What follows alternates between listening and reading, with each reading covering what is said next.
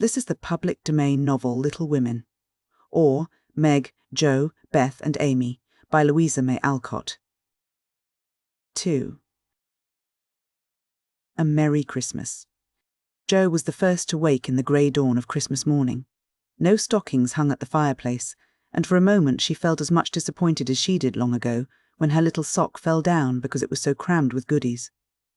Then she remembered her mother's promise, and, slipping her hand under her pillow, drew out a little crimson-covered book. She knew it very well, for it was that beautiful old story of the best life ever lived, and Jo felt that it was a true guidebook for any pilgrim going the long journey.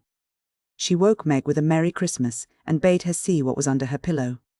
A green-covered book appeared, with the same picture inside, and a few words written by their mother, which made their one present very precious in their eyes. Presently Beth and Amy woke, to rummage and find their little books also, one dove-coloured, the other blue, and all sat looking at and talking about them, while the east grew rosy with the coming day. In spite of her small vanities, Margaret had a sweet and pious nature, which unconsciously influenced her sisters, especially Jo, who loved her very tenderly, and obeyed her because her advice was so gently given. "Girls," said Meg seriously, looking from the tumbled head beside her to the two little night-capped ones in the room beyond, "Mother wants us to read and love and mind these books, and we must begin at once. We used to be faithful about it, but since Father went away and all this war trouble unsettled us, we have neglected many things. You can do as you please, but I shall keep my book on the table here and read a little every morning as soon as I wake, for I know it will do me good and help me through the day." Then she opened her new book and began to read. Jo put her arm round her, and leaning cheek to cheek, read also, with the quiet expression so seldom seen on her restless face. "How good Meg is! Come, Amy, let's do as they do. I'll help you with the hard words, and they'll explain things if we don't understand," whispered Beth, very much impressed by the pretty books and her sister's example.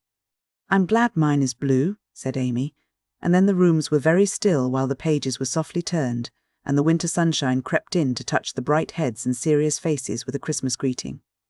"Where is Mother?" asked Meg, as she and Jo ran down to thank her for their gifts half an hour later. "Goodness only knows. Some poor creetur come a-begging, and your ma went straight off to see what was needed. There never was such a woman for giving away victuals and drink, clothes and firing," replied Hannah, who had lived with the family since Meg was born, and was considered by them all more as a friend than a servant. "She will be back soon, I think, so fry your cakes, and have everything ready," said Meg, looking over the presents which were collected in a basket and kept under the sofa, ready to be produced at the proper time. "Why, where is Amy's bottle of cologne?" she added, as the little flask did not appear. "She took it out a minute ago, and went off with it to put a ribbon on it, or some such notion," replied Jo, dancing about the room to take the first stiffness off the new army slippers. "How nice my handkerchiefs look, don't they? Hannah washed and ironed them for me, and I marked them all myself," said Beth, looking proudly at the somewhat uneven letters which had cost her such labour. "Bless the child! She's gone and put Mother on them instead of March. How funny!" cried Jo, taking up one. "Isn't it right? I thought it was better to do it so, because Meg's initials are and I don't want anyone to use these but Marmee," said Beth, looking troubled. "It's all right, dear, and a very pretty idea, quite sensible too, for no one can ever mistake now. It will please her very much, I know," said Meg, with a frown for Jo and a smile for Beth. "There's Mother. Hide the basket quick," cried Jo, as a door slammed and steps sounded in the hall. Amy came in hastily and looked rather abashed when she saw her sisters all waiting for her. "Where have you been, and what are you hiding behind you?" asked Meg, surprised to see, by her hood and cloak, that lazy Amy had been out so early. "Don't laugh at me, Jo. I didn't mean anyone should know till the time came. I only meant to change the little bottle for a big one, and I gave all my money to get it, and I'm truly trying not to be selfish any more." As she spoke, Amy showed the handsome flask which replaced the cheap one, and looked so earnest and humble in her little effort to forget herself that Meg hugged her on the spot, and Jo pronounced her a trump. Now Beth ran to the window and picked her finest rose to ornament the stately bottle. "You see, I felt ashamed of my present after reading and talking about being good this morning, so I ran round the corner and changed it the minute I was up, and I'm so glad, for mine is the handsomest now." Another bang of the street door sent the basket under the sofa, and the girls to the table, eager for breakfast. "Merry Christmas, Marmee, many of them." "Thank you for our books, we read some, and mean to every day," they cried in chorus. "Merry Christmas, little daughters. I'm glad you began at once, and hope you will keep on. But I want to say one word before we sit down. Not far away from here lies a poor woman with a little newborn baby. 6 children are huddled into one bed to keep from freezing, for they have no fire. There is nothing to eat over there, and the oldest boy came to tell me they were suffering hunger and cold. My girls, will you give them your breakfast as a Christmas present?" They were all unusually hungry, having waited nearly an hour, and for a minute no one spoke, only a minute, for Joe exclaimed impetuously, "I'm so glad you came before we began." "May I go and help carry the things to the poor little children?" asked Beth eagerly. "I shall take the cream and the muffins," added Amy, heroically giving up the articles she most liked. Meg was already covering the buckwheats and piling the bread into one big plate. "I thought you'd do it," said Mrs. March, smiling as if satisfied. "You shall all go and help me, and when we come back we will have bread and milk for breakfast and make it up at dinner time." They were soon ready, and the procession set out. Fortunately it was early, and they went through back streets, so few people saw them, and no one laughed at the queer party. A poor, bare, miserable room it was, with broken windows, no fire, ragged bedclothes, a sick mother, wailing baby, and a group of pale, hungry children cuddled under one old quilt, trying to keep warm. How the big eyes stared and the blue lips smiled as the girls went in. "Ah, mein Gott, it is good angels come to us," said the poor woman, crying for joy. "Funny angels in hoods and mittens," said Joe, and set them laughing. In a few minutes it really did seem as if kind spirits had been at work there. Hannah, who had carried wood, made a fire, and stopped up the broken panes with old hats and her own cloak. Mrs. March gave the mother tea and gruel, and comforted her with promises of help, while she dressed the little baby as tenderly as if it had been her own. The girls, meantime, spread the table, set the children round the fire, and fed them like so many hungry birds, laughing, talking, and trying to understand the funny broken English. "Das ist gut, die Engelkinder," cried the poor things as they ate, and warmed their purple hands at the comfortable blaze. The girls had never been called angel children before, and thought it very agreeable, especially Jo, who had been considered a Sancho ever since she was born. That was a very happy breakfast, though they didn't get any of it. And when they went away, leaving comfort behind, I think there were not in all the city 4 merrier people than the hungry little girls who gave away their breakfasts and contented themselves with bread and milk on Christmas morning. "That's loving our neighbour better than ourselves, and I like it," said Meg, as they set out their presents, while their mother was upstairs collecting clothes for the poor Hummels. Not a very splendid show, but there was a great deal of love done up in the few little bundles, and the tall vase of red roses, white chrysanthemums, and trailing vines, which stood in the middle, gave quite an elegant air to the table. "She's coming! Strike up, Beth! Open the door, Amy! 3 cheers for Marmee!" cried Jo, prancing about, while Meg went to conduct Mother to the seat of honour. Beth played her gayest march, Amy threw open the door, and Meg enacted escort with great dignity. Mrs. March was both surprised and touched, and smiled with her eyes full as she examined her presents and read the little notes which accompanied them. The slippers went on at once, a new handkerchief was slipped into her pocket, well scented with Amy's cologne, the rose was fastened in her bosom, and the nice gloves were pronounced a perfect fit. There was a good deal of laughing and kissing and explaining, in the simple, loving fashion which makes these home festivals so pleasant at the time, so sweet to remember long afterward, and then all fell to work. The morning charities and ceremonies took so much time that the rest of the day was devoted to preparations for the evening festivities. Being still too young to go often to the theatre, and not rich enough to afford any great outlay for private performances, the girls put their wits to work and, necessity being the mother of invention, made whatever they needed. Very clever was some of their productions: pasteboard guitars, antique lamps made of old-fashioned butter boats covered with silver paper, gorgeous robes of old cotton, glittering with tin spangles from a pickle factory, and armour covered with the same useful diamond-shaped bits, left in sheets when the lids of tin preserve pots were cut out. The furniture was used to being turned topsy-turvy, and the big chamber was the scene of many innocent revels. No gentlemen were admitted, so Jo played male parts to her heart's content, and took immense satisfaction in a pair of russet leather boots given her by a friend, who knew a lady who knew an actor. These boots, an old foil, and a slashed doublet once used by an artist for some picture, were Jo's chief treasures, and appeared on all occasions. The smallness of the company made it necessary for the two principal actors to take several parts apiece, and they certainly deserve some credit for the hard work they did in learning 3 or 4 different parts, whisking in and out of various costumes, and managing the stage besides. It was excellent drill for their memories, a harmless amusement, and employed many hours which otherwise would have been idle, lonely, or spent in less profitable society. On Christmas night, a dozen girls piled onto the bed which was the dress circle, and sat before the blue and yellow chintz curtains in a most flattering state of expectancy. There was a good deal of rustling and whispering behind the curtain, a trifle of lamp smoke, and an occasional giggle from Amy, who was apt to get hysterical in the excitement of the moment. Presently, a bell sounded. The curtains flew apart, and the operatic tragedy began. A gloomy wood, according to the one playbill, was represented by a few shrubs in pots, green baize on the floor, and a cave in the distance. This cave was made with a clothes horse for a roof, bureaus for walls, and in it was a small furnace in full blast, with a black pot on it, and an old witch bending over it. The stage was dark, and the glow of the furnace had a fine effect, especially as real steam issued from the kettle when the witch took off the cover. A moment was allowed for the first thrill to subside. Then Hugo, the villain, stalked in with a clanking sword at his side, a slouched hat, black beard, mysterious cloak, and the boots.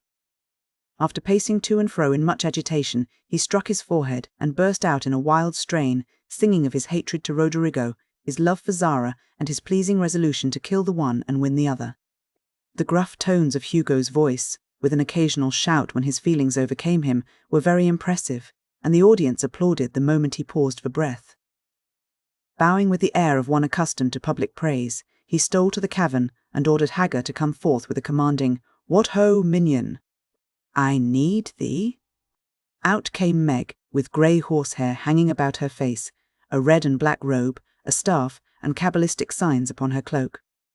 Hugo demanded a potion to make Zara adore him, and one to destroy Roderigo. Hagar, in a fine dramatic melody, promised both, and proceeded to call up the spirit who would bring the love philtre. "Hither, hither, from thy home, airy sprite, I bid thee come. Born of roses, fed on dew, charms and potions canst thou brew? Bring me here, with elfin speed, the fragrant philtre which I need, make it sweet and swift and strong, spirit, answer now my song."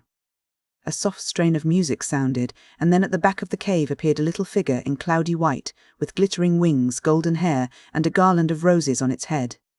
Waving a wand, it sang, "Hither I come, from my airy home, afar in the silver moon. Take the magic spell, and use it well, or its power will vanish soon." And, dropping a small gilded bottle at the witch's feet, the spirit vanished. Another chant from Hagar produced another apparition, not a lovely one, for, with a bang, an ugly black imp appeared, and, having croaked a reply, tossed a dark bottle at Hugo and disappeared with a mocking laugh. Having warbled his thanks, and put the potions in his boots, Hugo departed, and Hagar informed the audience that, as he had killed a few of her friends in times past, she has cursed him, and intends to thwart his plans and be revenged on him.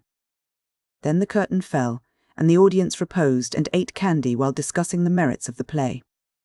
A good deal of hammering went on before the curtain rose again, but when it became evident what a masterpiece of stage carpentering had been got up, no one murmured at the delay. It was truly superb. A tower rose to the ceiling, halfway up appeared a window, with a lamp burning at it, and behind the white curtain appeared Zara, in a lovely blue and silver dress, waiting for Roderigo. He came in gorgeous array, with plumed cap, red cloak, chestnut lovelocks, a guitar, and the boots, of course. Kneeling at the foot of the tower, he sang a serenade in melting tones. Zara replied, and, after a musical dialogue, consented to fly. Then came the grand effect of the play. Roderigo produced a rope ladder, with 5 steps to it, threw up one end, and invited Zara to descend. Timidly she crept from her lattice, put her hand on Roderigo's shoulder, and was about to leap gracefully down, when, alas, alas for Zara! She forgot her train. It caught in the window, the tower tottered, leaned forward, fell with a crash, and buried the unhappy lovers in the ruins. A universal shriek arose as the russet boots waved wildly from the wreck, and a golden head emerged, exclaiming, "I told you so!" "I told you so." With wonderful presence of mind, Don Pedro, the cruel sire, rushed in, dragged out his daughter, with a hasty aside. "Don't laugh. act as if it was all right, and, ordering Roderigo up, banished him from the kingdom with wrath and scorn. Though decidedly shaken by the fall of the tower upon him, Roderigo defied the old gentleman and refused to stir. This dauntless example fired Zara. She also defied her sire, and he ordered them both to the deepest dungeons of the castle. A stout little retainer came in with chains and led them away, looking very much frightened, and evidently forgetting the speech he ought to have made. Act Third was the castle hall, and here Hagar appeared, having come to free the lovers and finish Hugo. She hears him coming, and hides, sees him put the potions into 2 cups of wine, and bid the timid little servant bear them to the captives in their cells, and tell them I shall come anon.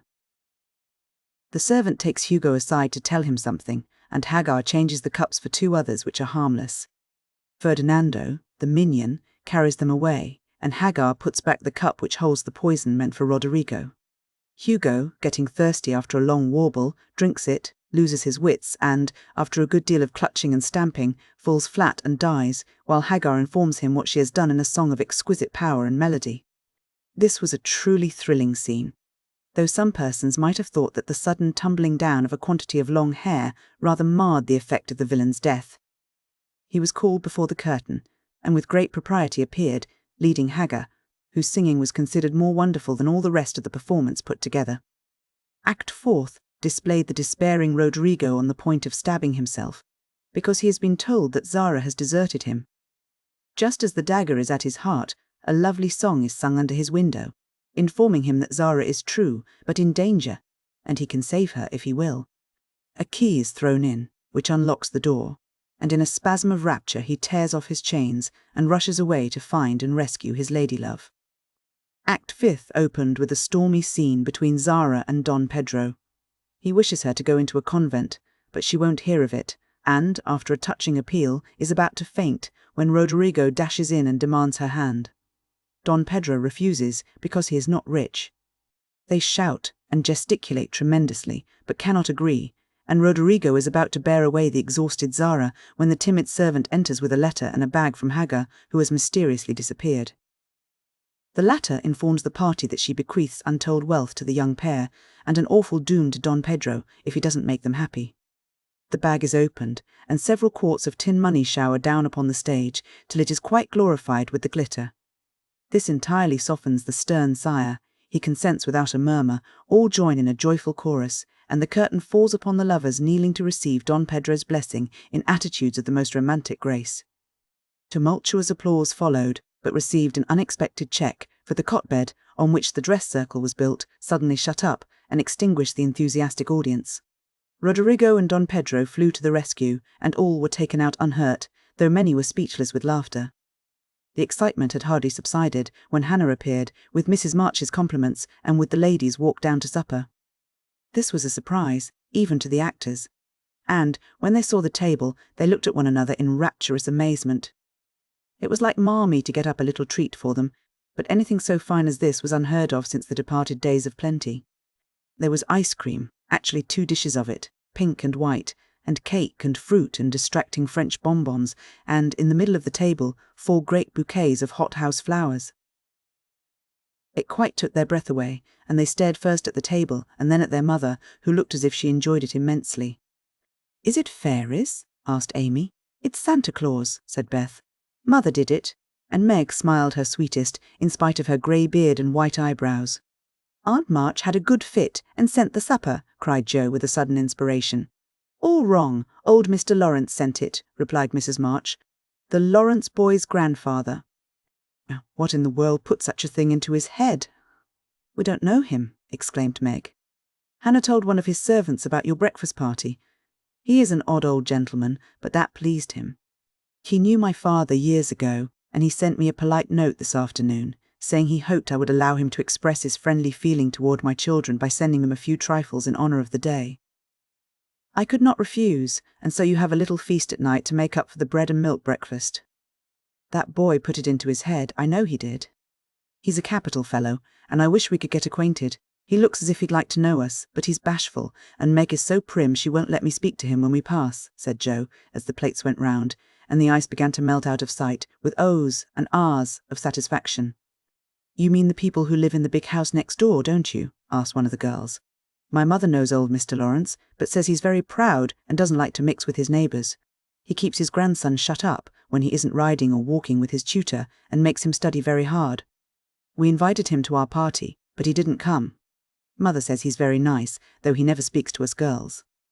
Our cat ran away once, and he brought her back, and we talked over the fence and were getting on capitally, all about cricket and so on, when he saw Meg coming and walked off. I mean to know him some day, for he needs fun, I'm sure he does, said Jo decidedly. I like his manners, and he looks like a little gentleman, so I've no objection to your knowing him if a proper opportunity comes. He brought the flowers himself, and I should have asked him in if I had been sure what was going on upstairs. He looked so wistful as he went away, hearing the frolic, and evidently having none of his own. It's a mercy you didn't, Mother, laughed Jo, looking at her boots. But we'll have another play some time that he can see. Perhaps he'll help act. Wouldn't that be jolly? I never had such a fine bouquet before. How pretty it is. And Meg examined her flowers with great interest. They are lovely. But Beth's roses are sweeter to me, said Mrs. March, smelling the half-dead posy in her belt. Beth nestled up to her and whispered softly, I wish I could send my bunch to Father. I'm afraid he isn't having such a merry Christmas as we are. 3. The Lawrence Boy. Jo, where are you? Cried Meg at the foot of the garret stairs. Here, answered a husky voice from above, and running up, Meg found her sister eating apples and crying over the heir of Redcliffe, wrapped up in a comforter on an old three-legged sofa by the sunny window. This was Jo's favourite refuge, and here she loved to retire with half a dozen russets and a nice book to enjoy the quiet and the society of a pet rat who lived nearby and didn't mind her a particle. As Meg appeared, Scrabble whisked into his hole. Jo shook the tears off her cheeks and waited to hear the news. Such fun! Only see! A regular note of invitation from Mrs. Gardiner for tomorrow night, cried Meg, waving the precious paper, and then proceeding to read it with girlish delight. Mrs. Gardiner would be happy to see Miss March and Miss Josephine at a little dance on New Year's Eve. Marmee is willing we should go. Now what shall we wear? What's the use of asking that, when you know we shall wear our poplins, because we haven't got anything else, answered Jo with her mouth full. If I only had a silk, sighed Meg. Mother says I may when I'm 18, perhaps, but 2 years is an everlasting time to wait. I'm sure our pops look like silk, and they are nice enough for us. Yours is as good as new, but I forgot the burn and the tear in mine. Whatever shall I do? The burn shows badly, and I can't take any out. You must sit still all you can, and keep your back out of sight. The front is all right.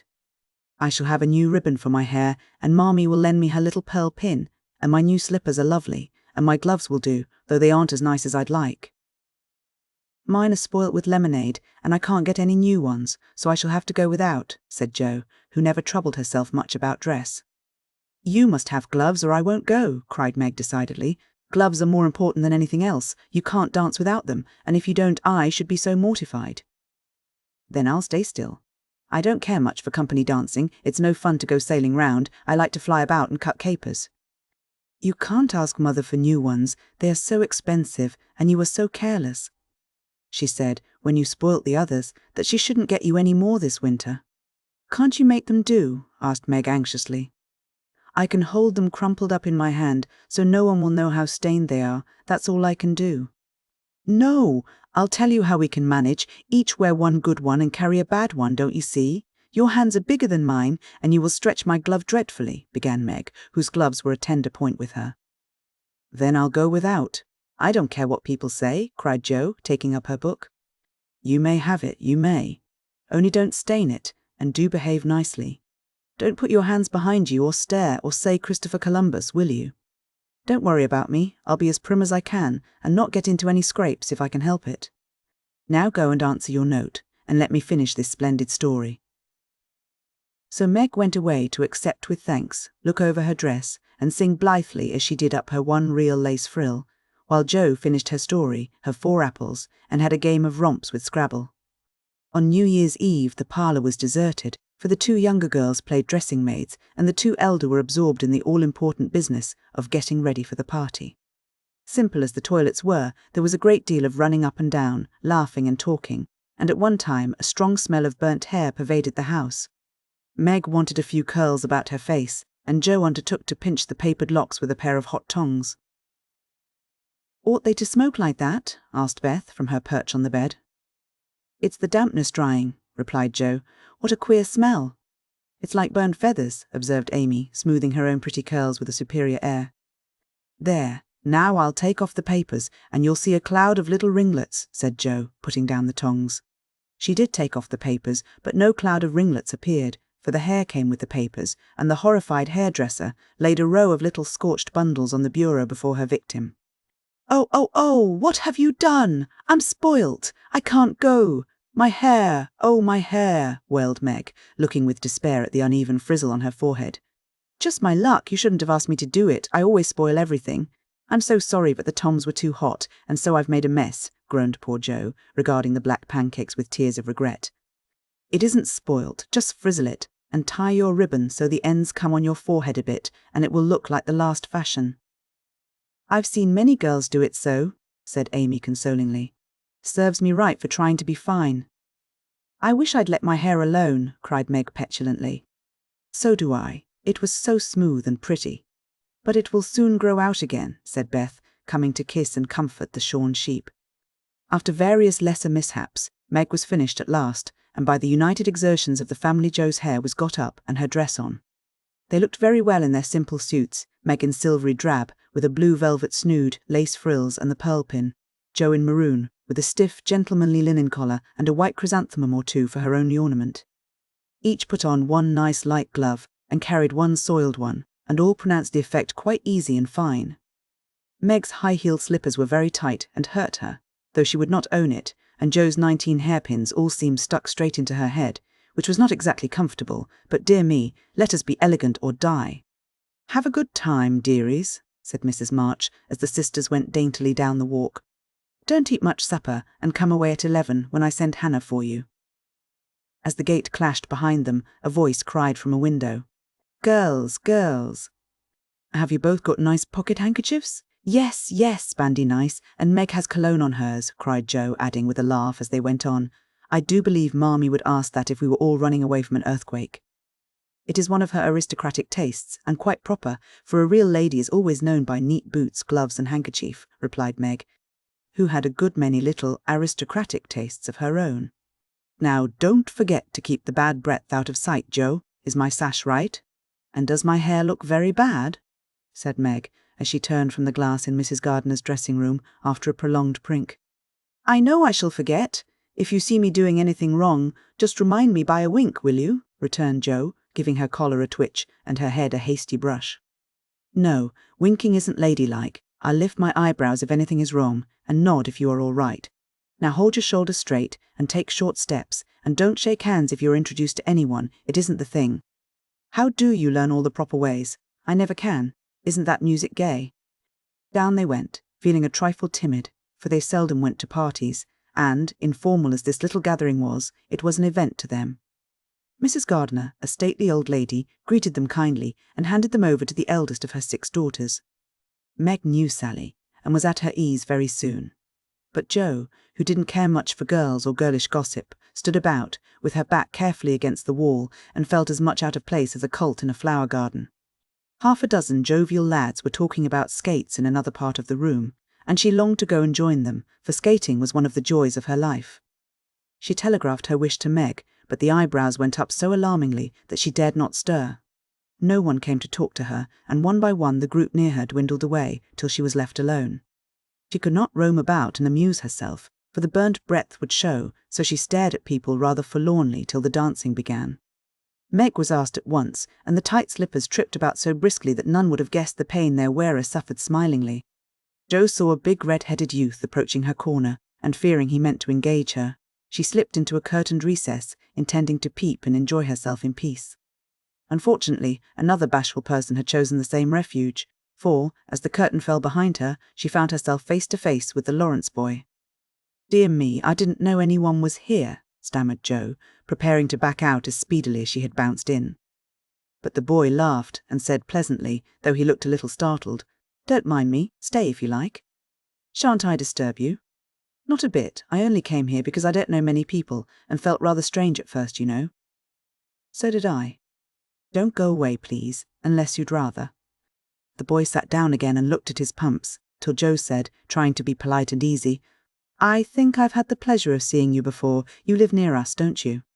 Next door. And he looked up and laughed outright, for Joe's prim manner was rather funny when he remembered how they had chatted about cricket when he brought the cat home. That put Jo at her ease, and she laughed too, as she said in her heartiest way, We did have such a good time over your nice Christmas present. Grandpa sent it? But you put it into his head, didn't you now? How is your cat, Miss March? Asked the boy, trying to look sober, while his black eyes shone with fun. Nicely, thank you, Mr. Lawrence, but I am not Miss March, I'm only Jo, returned the young lady. I'm not Mr. Lawrence, I'm only Laurie. Laurie Lawrence, what an odd name. My first name is Theodore, but I don't like it, for the fellows called me Dora, so I made them say Laurie instead. I hate my name, too. So sentimental. I wish everyone would say Jo instead of Josephine. How did you make the boys stop calling you Dora? I thrashed him. I can't thrash Aunt March, so I suppose I shall have to bear it, and Jo resigned herself with a sigh. Don't you like to dance, Miss Jo? Asked Laurie, looking as if he thought the name suited her. I like it well enough if there is plenty of room and everyone is lively. In a place like this I'm sure to upset something, tread on people's toes, or do something dreadful, so I keep out of mischief and let Meg sail about. Don't you dance? Sometimes, you see, I've been abroad a good many years and haven't been into company enough yet to know how you do things here. Abroad, cried Jo. Oh, tell me about it. I love dearly to hear people describe their travels. Laurie didn't seem to know where to begin, but Jo's eager questions soon set him going, and he told her how he had been at school in Vevey, where the boys never wore hats and had a fleet of boats on the lake, and for holiday fun went walking trips about Switzerland with their teachers. Don't I wish I'd been there, cried Jo. Did you go to Paris? We spent last winter there. Can you talk French? We were not allowed to speak anything else at Vevey. Do say some. I can read it, but can't pronounce. Quel nom cette jeune demoiselle en les pantoufles jolies? Said Laurie good-naturedly. How nicely you do it. Let me see, you said. Who is the young lady in the pretty slippers, didn't you? Oui, mademoiselle. It's my sister Margaret, and you knew it was. Do you think she is pretty?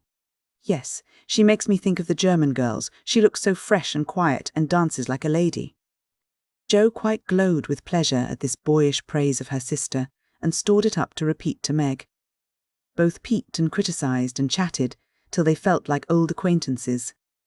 Laurie's bashfulness soon wore off, for Jo's gentlemanly demeanour amused and set him at his ease, and Jo was her merry self again, because her dress was forgotten and nobody lifted their eyebrows at her.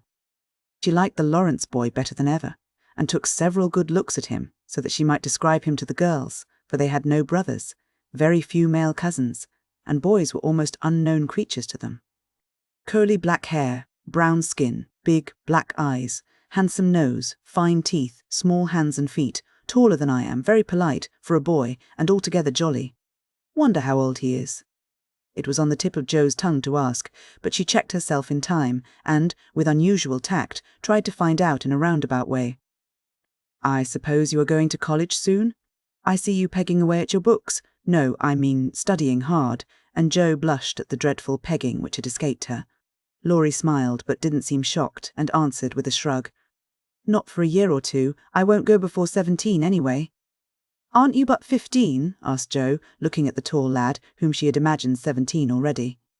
16, next month. How I wish I was going to college. You don't look as if you liked it.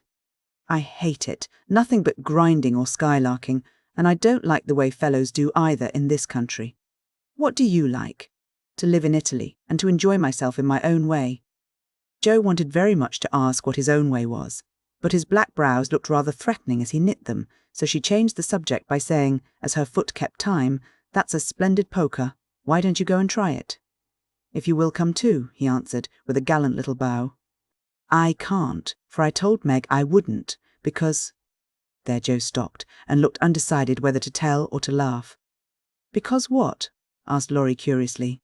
You won't tell? Never? Well, I have a bad trick of standing before the fire, and so I burn my frocks, and I scorched this one, and though it's nicely mended, it shows, and Meg told me to keep still, so no one would see it. You may laugh, if you want to. It is funny, I know. But Laurie didn't laugh. He only looked down a minute, and the expression of his face puzzled Joe when he said very gently, "Never mind that. I'll tell you how we can manage. There's a long hall out there, and we can dance grandly, and no one will see us." "Please come?" Joe thanked him, and gladly went, wishing she had 2 neat gloves when she saw the nice, pearl-coloured ones her partner wore. The hall was empty, and they had a grand polka, for Laurie danced well and taught her the German step, which delighted Joe, being full of swing and spring. When the music stopped, they sat down on the stairs to get their breath, and Laurie was in the midst of an account of a students' festival at Heidelberg when Meg appeared in search of her sister. She beckoned, and Joe reluctantly followed her into a side room where she found her on a sofa, holding her foot and looking pale. "I've sprained my ankle. That stupid high heel turned and gave me a sad wrench. It aches so I can hardly stand, and I don't know how I'm ever going to get home," she said, rocking to and fro in pain. "I knew you'd hurt your feet with those silly shoes. I'm sorry. But I don't see what you can do except get a carriage or stay here all night," answered Joe, softly rubbing the poor ankle as she spoke. "I can't have a carriage without its costing ever so much. I dare say I can't get one at all, for most people come in their own, and it's a long way to the stable and no one to send." "I'll go. No, indeed. It's past 9 and dark as Egypt. I can't stop here, for the house is full. Sally has some girls staying with her. I'll rest till Hannah comes and then do the best I can." "I'll ask Laurie, he will go," said Joe, looking relieved as the idea occurred to her. "Mercy, no, don't ask or tell anyone. Get me my rubbers, and put these slippers with our things. I can't dance any more, but as soon as supper is over, watch for Hannah and tell me the minute she comes." "They are going out to supper now. I'll stay with you, I'd rather." "No, dear, run along and bring me some coffee. I'm so tired, I can't stir."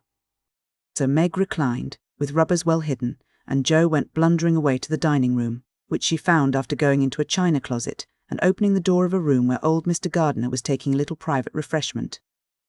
Making a dart at the table, she secured the coffee, which she immediately spilt, thereby making the front of her dress as bad as the back. "Oh dear, what a blunderbuss I am!" exclaimed Joe, finishing Meg's glove by scrubbing her gown with it. "Can I help you?" said a friendly voice, and there was Laurie, with a full cup in one hand and a plate of ice in the other. "I was trying to get something for Meg, who is very tired, and someone shook me, and here I am in a nice state," answered Joe, glancing dismally from the stained skirt to the coffee-coloured glove. "Too bad. I was looking for someone to give this to. May I take it to your sister?" "Oh, thank you. I'll show you where she is. I don't offer to take it myself, for I should only get into another scrape if I did." Joe led the way, and, as if used to waiting on ladies, Laurie drew up a little table, brought a second instalment of coffee and ice for Joe, and was so obliging that even particular Meg pronounced him a nice boy.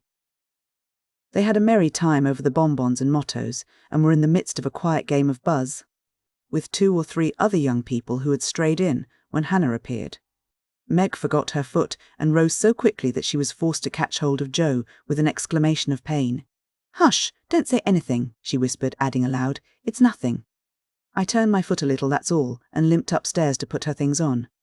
Hannah scolded, Meg cried, and Joe was at her wit's end till she decided to take things into her own hands. Slipping out, she ran down, and, finding a servant, asked if he could get her a carriage. It happened to be a hired waiter, who knew nothing about the neighbourhood, and Joe was looking round for help, when Laurie, who had heard what she said, came up and offered his grandfather's carriage, which had just come for him, he said. "It's so early. You can't mean to go yet," began Joe, looking relieved, but hesitating to accept the offer. "I always go early. I do, truly. Please let me take you home. It's all on my way, you know, and it rains, they say." That settled it, and, telling him of Meg's mishap, Joe gratefully accepted and rushed up to bring down the rest of the party. Hannah hated rain as much as a cat does, so she made no trouble, and they rolled away in the luxurious close carriage, feeling very festive and elegant. Laurie went on the box, so Meg could keep her foot up, and the girls talked over their party in freedom. "I had a capital time. Did you?" asked Joe, rumpling up her hair and making herself comfortable. "Yes, till I hurt myself. Sally's friend, Annie Moffat, took a fancy to me and asked me to come and spend a week with her when Sally does.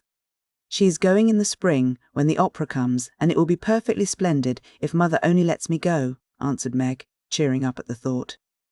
I saw you dancing with the red-headed man I ran away from. Was he nice? Oh, very. His hair is auburn, not red, and he was very polite, and I had a delicious redower with him. He looked like a grasshopper in a fit when he did the new step. Laurie and I couldn't help laughing. Did you hear us? No, but it was very rude. What were you about all that time, hidden away there? Jo told her adventures, and, by the time she had finished, they were at home. With many thanks, they said good night and crept in, hoping to disturb no one, but the instant their door creaked, 2 little nightcaps bobbed up, and 2 sleepy but eager voices cried out, "Tell about the party!" Tell about the party, with what Meg called a great want of manners. Jo had saved some bonbons for the little girls, and they soon subsided after hearing the most thrilling events of the evening. I declare, it really seems like being a fine young lady to come home from the party in a carriage and sit in my dressing gown with a maid to wait on me, said Meg, as Jo bound up her foot with arnica and brushed her hair. I don't believe fine young ladies enjoy themselves a bit more than we do, in spite of our burnt hair, old gowns, 1 glove apiece, and tight slippers that sprain our ankles when we are silly enough to wear them. And I think Jo was quite right. 4. Burdens. Oh dear, how hard it does seem to take up our packs and go on, sighed Meg, the morning after the party. For, now the holidays were over, the week of merrymaking did not fit her for going on easily with the task she never liked. I wish it was Christmas or New Year all the time, wouldn't it be fun? Answered Jo, yawning dismally. We shouldn't enjoy ourselves half so much as we do now, but it does seem so nice to have little suppers and bouquets and go to parties and drive home and read and rest and not work. It's like other people, you know, and I always envy girls who do such things. I'm so fond of luxury, said Meg, trying to decide which of 2 shabby gowns was the least shabby. Well, we can't have it, so don't let us grumble, but shoulder our bundles and trudge along as cheerfully as Marmee does. I'm sure Aunt March is a regular old man of the sea to me, but I suppose when I've learned to carry her without complaining, she will tumble off or get so light that I shan't mind her. This idea tickled Jo's fancy and put her in good spirits, but Meg didn't brighten, for her burden, consisting of 4 spoilt children, seemed heavier than ever. She hadn't heart enough even to make herself pretty, as usual, by putting on a blue neck ribbon and dressing her hair in the most becoming way. Where's the use of looking nice, when no one sees me but those cross midgets, and no one cares whether I'm pretty or not, she muttered, shutting her drawer with a jerk. I shall have to toil and moil all my days, with only little bits of fun now and then, and get old and ugly and sour, because I'm poor and can't enjoy my life as other girls do. It's a shame. So Meg went down, wearing an injured look, and wasn't at all agreeable at breakfast time. Everyone seemed rather out of sorts, and inclined to croak. Beth had a headache, and lay on the sofa, trying to comfort herself with the cat and 3 kittens.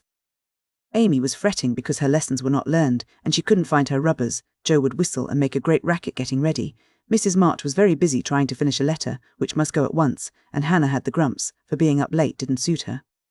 There never was such a cross family, cried Jo, losing her temper when she had upset an inkstand, broken both boot lacings, and sat down upon her hat. You're the crossest person in it, returned Amy, washing out the sum. That was all wrong, with the tears that had fallen on her slate. Beth, if you don't keep these horrid cats down cellar, I'll have them drowned, exclaimed Meg angrily, as she tried to get rid of the kitten, which had scrambled up her back and stuck like a burr just out of reach. Jo laughed, Meg scolded, Beth implored, and Amy wailed, because she couldn't remember how much 9 times 12 was. Girls, do be quiet 1 minute. I must get this off by the early mail, and you drive me distracted with your worry, cried Mrs. March, crossing out the 3rd spoilt sentence in her letter. There was a momentary lull, broken by Hannah, who stalked in, laid 2 hot turnovers on the table, and stalked out again. These turnovers were an institution, and the girls called them muffs, for they had no others, and found the hot pies very comforting to their hands on cold mornings. Hannah never forgot to make them, no matter how busy or grumpy she might be, for the walk was long and bleak. The poor things got no other lunch, and were seldom home before 2. Cuddle your cats and get over your headache, Bethy. Goodbye, Marmee. We are a set of rascals this morning, but we'll come home regular angels. Now then, Meg. And Jo tramped away, feeling that the pilgrims were not setting out as they ought to do. They always looked back before turning the corner, for their mother was always at the window, to nod and smile and wave her hand to them. Somehow it seemed as if they couldn't have got through the day without that, for, whatever their mood might be, the last glimpse of that motherly face was sure to affect them like sunshine. If Marmee shook her fist instead of kissing her hand to us, it would serve us right, for more ungrateful wretches than we are were never seen, cried Jo, taking a remorseful satisfaction in the snowy walk and bitter wind. Don't use such dreadful expressions, said Meg, from the depths of the veil in which she had shrouded herself like a nun sick of the world. I like good strong words that mean something, replied Jo, catching her hat as it took a leap off her head, preparatory to flying away altogether. Call yourself any names you like, but am neither a rascal nor a wretch, and I don't choose to be called so. You're a blighted being, and decidedly cross today, because you can't sit in the lap of luxury all the time. Poor dear, just wait till I make my fortune, and you shall revel in carriages and ice cream and high-heeled slippers and posies and red-headed boys to dance with. How ridiculous you are, Jo. But Meg laughed at the nonsense, and felt better in spite of herself. Lucky for you I am, for if I put on crushed airs and tried to be dismal, as you do, we should be in a nice state. Thank goodness, I can always find something funny to keep me up. Don't croak any more, but come home jolly, there's a dear. Jo gave her sister an encouraging pat on the shoulder as they parted for the day, each going a different way, each hugging her little warm turnover, and each trying to be cheerful in spite of wintry weather, hard work, and the unsatisfied desires of pleasure-loving youth. When Mr. March lost his property in trying to help an unfortunate friend, the two oldest girls begged to be allowed to do something toward their own support at least. Believing that they could not begin too early to cultivate energy, industry, and independence, their parents consented, and both fell to work with a hearty goodwill which, in spite of all obstacles, is sure to succeed at last. Margaret found a place as nursery governess, and felt rich with her small salary. As she said, she was fond of luxury, and her chief trouble was poverty. She found it harder to bear than the others, because she could remember a time when home was beautiful, life full of ease and pleasure, and want of any kind unknown. She tried not to be envious or discontented, but it was very natural that the young girl should long for pretty things, gay friends, accomplishments, and a happy life. At the King's she daily saw all she wanted, for the children's older sisters were just out, and Meg caught frequent glimpses of dainty ball dresses and bouquets, heard lively gossip about theatres, concerts, sleighing parties, and merrymakings of all kinds, and saw money lavished on trifles which would have been so precious to her. Poor Meg seldom complained, but a sense of injustice made her feel bitter toward everyone sometimes, for she had not yet learned to know how rich she was in the blessings which alone can make life happy. Jo happened to suit Aunt March, who was lame, and needed an active person to wait upon her. The childless old lady had offered to adopt one of the girls when the troubles came, and was much offended because her offer was declined. Other friends told the Marches that they had lost all chance of being remembered in the rich old lady's will, but the unworldly Marches only said, "We can't give up our girls for a dozen fortunes. Rich or poor, we will keep together and be happy in one another." The old lady wouldn't speak to them for a time, but happening to meet Jo at a friend's, something in her comical face and blunt manners struck the old lady's fancy, and she proposed to take her for a companion. This did not suit Jo at all, but she accepted the place since nothing better appeared, and, to everyone's surprise, got on remarkably well with her irascible relative. There was an occasional tempest, and once Jo had marched home, declaring she couldn't bear it any longer, but Aunt March always cleared up quickly and sent for her back again with such urgency that she could not refuse, for in her heart she rather liked the peppery old lady. I suspect that the real attraction was a large library of fine books, which was left to dust and spiders since Uncle March died. Jo remembered the kind old gentleman, who used to let her build railroads and bridges with his big dictionaries, tell her stories about the queer pictures in his Latin books, and buy her cards of gingerbread whenever he met her in the street.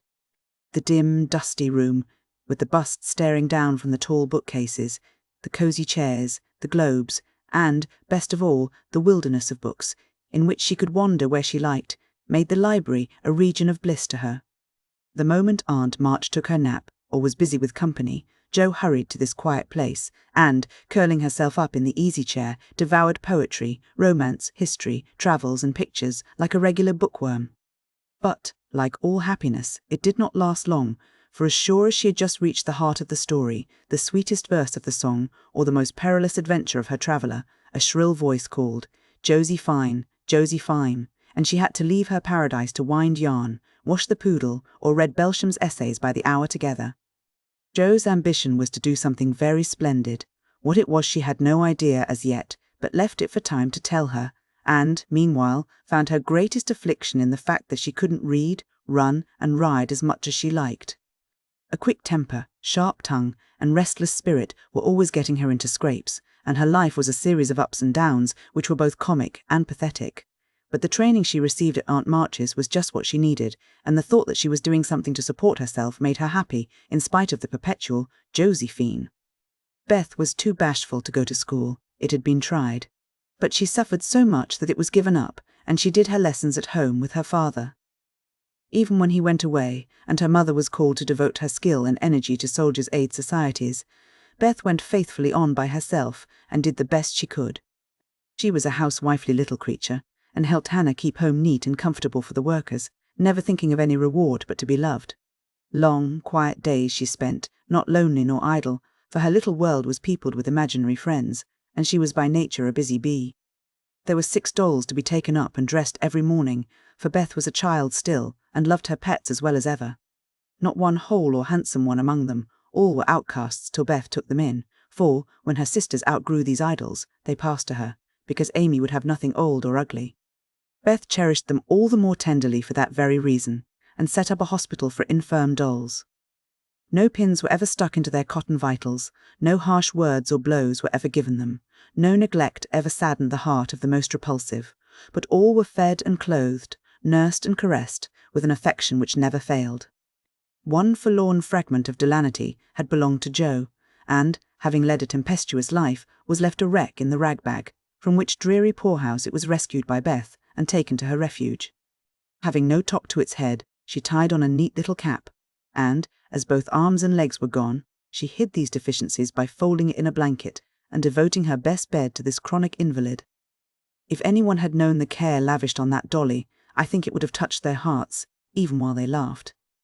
She brought it bits of bouquets, she read to it, took it out to breathe the air, hidden under her coat, she sung it lullabies, and never went to bed without kissing its dirty face and whispering tenderly, "I hope you'll have a good night, my poor dear."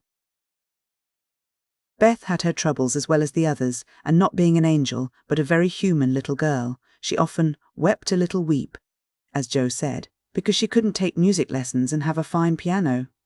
She loved music so dearly, tried so hard to learn, and practiced away so patiently at the jingling old instrument, that it did seem as if someone, not to hint Aunt March, ought to help her. Nobody did, however, and nobody saw Beth wipe the tears off the yellow keys. That wouldn't keep in tune when she was all alone. She sang like a little lark about her work, never was too tired to play for Marmee and the girls, and day after day said hopefully to herself, "I know I'll get my music some time if I'm good." There are many Beths in the world, shy and quiet, sitting in corners till needed, and living for others so cheerfully that no one sees the sacrifices till the little cricket on the hearth stops chirping, and the sweet, sunshiny presence vanishes, leaving silence and shadow behind. If anybody had asked Amy what the greatest trial of her life was, she would have answered at once, "My nose." When she was a baby, Jo had accidentally dropped her into the coal hod, and Amy insisted that the fall had ruined her nose forever. It was not big, nor red, like poor Petria's, it was only rather flat, and all the pinching in the world could not give it an aristocratic point. No one minded it but herself, and it was doing its best to grow. But Amy felt deeply the want of a Grecian nose, and drew whole sheets of handsome ones to console herself. Little Raphael, as her sisters called her, had a decided talent for drawing, and was never so happy as when copying flowers, designing fairies, or illustrating stories with queer specimens of art. Her teachers complained that, instead of doing her sums, she covered her slate with animals. The blank pages of her atlas were used to copy maps on, and caricatures of the most ludicrous description came fluttering out of all her books at unlucky moments. She got through her lessons as well as she could, and managed to escape reprimands by being a model of deportment. She was a great favourite with her mates, being good-tempered and possessing the happy art of pleasing without effort. Her little airs and graces were much admired, so were her accomplishments, for beside her drawing, she could play 12 tunes, crochet, and read French without mispronouncing more than 2/3 of the words. She had a plaintive way of saying, "When Papa was rich we did so," and so, which was very touching, and her long words were considered perfectly elegant by the girls. Amy was in a fair way to be spoilt, for everyone petted her, and her small vanities and selfishnesses were growing nicely. One thing, however, rather quenched the vanities. She had to wear her cousin's clothes. Now Florence's mamma hadn't a particle of taste, and Amy suffered deeply at having to wear a red instead of a blue bonnet, unbecoming gowns, and fussy aprons that did not fit. Everything was good, well made, and little worn, but Amy's artistic eyes were much afflicted, especially this winter, when her school dress was a dull purple with yellow dots and no trimming. "My only comfort," she said to Meg with tears in her eyes, "is that Mother don't take tucks in my dresses whenever I'm naughty, as Maria Park's mother does. My dear, it's really dreadful, for sometimes she is so bad. Her frock is up to her knees and she can't come to school. When I think of this degradation, I feel that I can bear even my flat nose and purple gown with yellow skyrockets on it." Meg was Amy's confidant and monitor, and, by some strange attraction of opposites, Jo was gentle Beth's. To Jo alone did the shy child tell her thoughts, and over her big, harum-scarum sister, Beth unconsciously exercised more influence than anyone in the family. The two older girls were a great deal to one another, but each took one of the younger into her keeping and watched over her in her own way. Playing mother, they called it, and put their sisters in the places of discarded dolls, with the maternal instinct of little women. "Has anybody got anything to tell? It's been such a dismal day, I'm really dying for some amusement," said Meg, as they sat sewing together that evening. "I had a queer time with Aunt today, and, as I got the best of it, I'll tell you about it," began Jo, who dearly loved to tell stories. "I was reading that everlasting Belsham, and droning away as I always do, for Aunt soon drops off, and then I take out some nice book and read like fury till she wakes up. I actually made myself sleepy, and, before she began to nod, I gave such a gate that she asked me what I meant by opening my mouth wide enough to take the whole book in at once. 'I wish I could, and be done with it,' said I, trying not to be saucy. Then she gave me a long lecture on my sins and told me to sit and think them over while she just lost herself for a moment. She never finds herself very soon, so the minute her cap began to bob, like a top-heavy dahlia, I whipped the Vicar of Wakefield out of my pocket and read away, with one eye on him and one on Aunt. I'd just got to where they all tumbled into the water when I forgot and laughed out loud. Aunt woke up, and being more good-natured after her nap, told me to read a bit and show what frivolous work I preferred to the worthy and instructive Belsham. I did my very best, and she liked it, though she only said, "I don't understand what it's all about." "Go back and begin it, child." Back I went, and made the primroses as interesting as ever I could. Once I was wicked enough to stop in a thrilling place and say meekly, "I'm afraid it tires you, ma'am. Shan't I stop now?" She caught up her knitting, which had dropped out of her hands, gave me a sharp look through her specs, and said in her short way, "Finish the chapter, and don't be impertinent, miss." "Did she own she liked it?" asked Meg. "Oh, bless you, no. But she let old Belsham rest, and, when I ran back after my gloves this afternoon, there she was, so hard at the vicar that she didn't hear me laugh as I danced a jig in the hall, because of the good time coming. What a pleasant life she might have, if she only chose. I don't envy her much, in spite of her money, for after all rich people have about as many worries as poor ones, I think," added Jo. "That reminds me," said Meg, "that I've got something to tell. It isn't funny, like Jo's story, but I thought about it a good deal as I came home. At the King's today I found everybody in a flurry, and one of the children said that her oldest brother had done something dreadful, and Papa had sent him away. I heard Mrs. King crying, and Mr. King talking very loud, and Grace and Ellen turned away their faces when they passed me, so I shouldn't see how red their eyes were. I didn't ask any questions, of course, but I felt so sorry for them, and was rather glad I hadn't any wild brothers to do wicked things and disgrace the family. I think being disgraced in school is a great deal tryinger than anything bad boys can do," said Amy, shaking her head, as if her experience of life had been a deep one. Susie Perkins came to school today with a lovely red carnelian ring. I wanted it dreadfully, and wished I was her with all my might.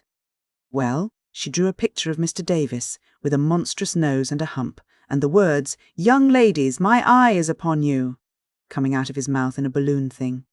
We were laughing over it, when all of a sudden his eye was on us, and he ordered Susie to bring up her slate. She was paralysed with fright, but she went, and oh, what do you think he did? He took her by the ear, just fancy how horrid, and led her to the recitation platform and made her stand there half an hour, holding that slate so everyone could see. "Didn't the girls laugh at the picture?" asked Jo, who relished the scrape. "Laugh? Not one. They sat as still as mice, and Susie cried quarts, I know she did. I didn't envy her then, for I felt that millions of carnelian rings wouldn't have made me happy after that. I never, never should have got over such a agonizing mortification. And Amy went on with her work in the proud consciousness of virtue and the successful utterance of 2 long words in a breath. I saw something that I liked this morning, and I meant to tell it at dinner, but I forgot, said Beth, putting Jo's topsy-turvy basket in order as she talked. When I went to get some oysters for Hannah, Mr. Lawrence was in the fish shop, but he didn't see me, for I kept behind a barrel, and he was busy with Mr. Cutter, the fishman. A poor woman came in, with a pail and a mop, and asked Mr. Cutter if he would let her do some scrubbing for a bit of fish, because she hadn't any dinner for her children, and had been disappointed of a day's work. Mr. Cutter was in a hurry, and said no, rather crossly, so she was going away, looking hungry and sorry, when Mr. Lawrence hooked up a big fish with the crooked end of his cane and held it out to her. She was so glad and surprised, she took it right in her arms and thanked him over and over. He told her to go along and cook it, and she hurried off, so happy. Wasn't it good of him? Oh, she did look so funny, hugging the big, slippery fish and hoping Mr. Lawrence's bed in heaven would be easy. When they had laughed at Beth's story, they asked their mother for one, and after a moment's thought, she said soberly, As I sat cutting out blue flannel jackets today, at the rooms, I felt very anxious about Father, and thought how lonely and helpless we should be if anything happened to him. It was not a wise thing to do, but I kept on worrying till an old man came in, with an order for some clothes. He sat down near me, and I began to talk to him, for he looked poor and tired and anxious. Have you sons in the army? I asked, for the note he brought was not to me. Yes, ma'am. I had 4, but 2 were killed. One is a prisoner, and I'm going to the other, who is very sick in a Washington hospital, he answered quietly. You have done a great deal for your country, sir, I said, feeling respect now, instead of pity. Not a mite more than I ought, ma'am. I'd go myself, if I was any use, as I ain't. I give my boys, and give 'em free.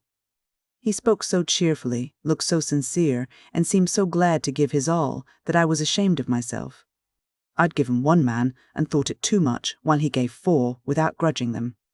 I had all my girls to comfort me at home, and his last son was waiting, miles away, to say good-bye to him, perhaps. I felt so rich, so happy, thinking of my blessings, that I made him a nice bundle, gave him some money, and thanked him heartily for the lesson he had taught me.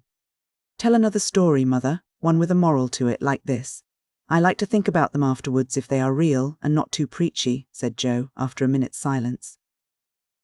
Mrs. March smiled and began at once, for she had told stories to this little audience for many years and knew how to please them. Once upon a time, there were 4 girls who had enough to eat and drink and wear, a good many comforts and pleasures, kind friends and parents who loved them dearly, and yet they were not contented. Here the listeners stole sly looks at one another and began to sew diligently. These girls were anxious to be good and made many excellent resolutions, but they did not keep them very well and were constantly saying, if we only had this, or if we could only do that, quite forgetting how much they already had and how many pleasant things they actually could do. So they asked an old woman what spell they could use to make them happy, and she said, when you feel discontented, think over your blessings and be grateful. Here Jo looked up quickly, as if about to speak, but changed her mind, seeing that the story was not done yet. Being sensible girls, they decided to try her advice, and soon were surprised to see how well off they were. One discovered that money couldn't keep shame and sorrow out of rich people's houses. Another that, though she was poor, she was a great deal happier, with her youth, health, and good spirits, than a certain fretful, feeble old lady who couldn't enjoy her comforts. A third that, disagreeable as it was to help get dinner, it was harder still to have to go begging for it, and the 4th, that even carnelian rings were not so valuable as good behaviour. So they agreed to stop complaining, to enjoy the blessings already possessed, and try to deserve them, lest they should be taken away entirely instead of increased, and I believe they were never disappointed or sorry that they took the old woman's advice. Now, Marmee, that is very cunning of you to turn our own stories against us and give us a sermon instead of a romance, cried Meg. I like that kind of sermon. It's the sort Father used to tell us, said Beth thoughtfully, putting the needle straight on Jo's cushion. I don't complain near as much as the others do, and I shall be more careful than ever now, for I've had warning from Susie's downfall, said Amy morally. We needed that lesson, and we won't forget it. If we do, you just say to us, as old Chloe did in Uncle Tom, "Tink ob your marcies chillin'." "Tink ob your marcies," added Jo, who could not, for the life of her, help getting a morsel of fun out of the little sermon, though she took it to heart as much as any of them. 5. Being neighbourly. "What in the world are you going to do now, Jo?" asked Meg, one snowy afternoon, as her sister came tramping through the hall in rubber boots, old sack and hood, with a broom in one hand and a shovel in the other. "Going out for exercise," answered Jo, with a mischievous twinkle in her eyes. "I should think 2 long walks this morning would have been enough. It's cold and dull out, and I advise you to stay, warm and dry, by the fire as I do," said Meg with a shiver. "Never take advice. Can't keep still all day, and, not being a pussycat, I don't like to doze by the fire. I like adventures, and I'm going to find some." Meg went back to toast her feet and read Ivanhoe, and Jo began to dig paths with great energy. The snow was light, and with her broom she soon swept a path all round the garden for Beth to walk in when the sun came out and the invalid dolls needed air. Now, the garden separated the Marches' house from that of Mr. Lawrence. Both stood in a suburb of the city, which was still country-like, with groves and lawns, large gardens and quiet streets. A low hedge parted the 2 estates. On one side was an old, brown house, looking rather bare and shabby, robbed of the vines that in summer covered its walls and the flowers which then surrounded it.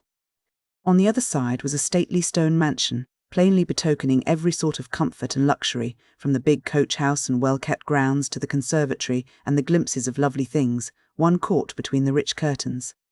Yet it seemed a lonely, lifeless sort of house, for no children frolicked on the lawn, no motherly face ever smiled at the windows, and few people went in and out except the old gentleman and his grandson.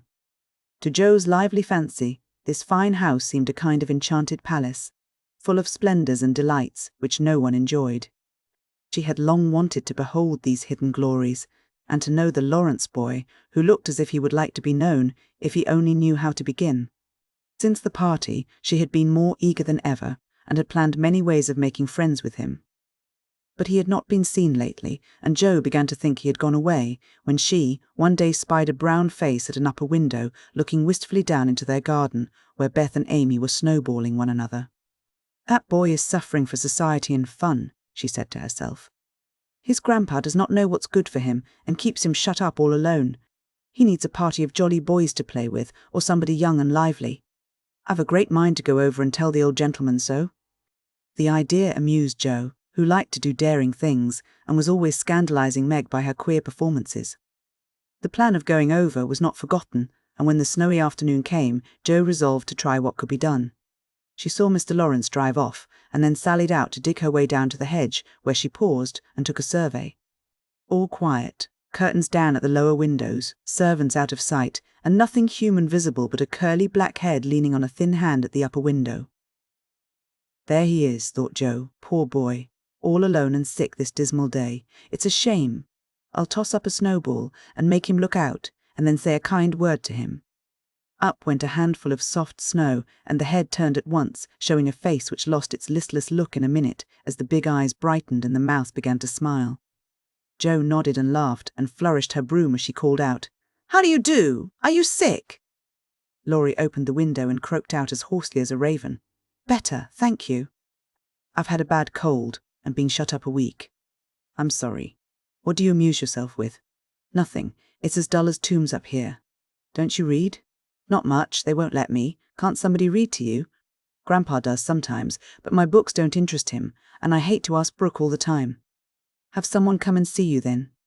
"There isn't anyone I'd like to see. Boys make such a row, and my head is weak.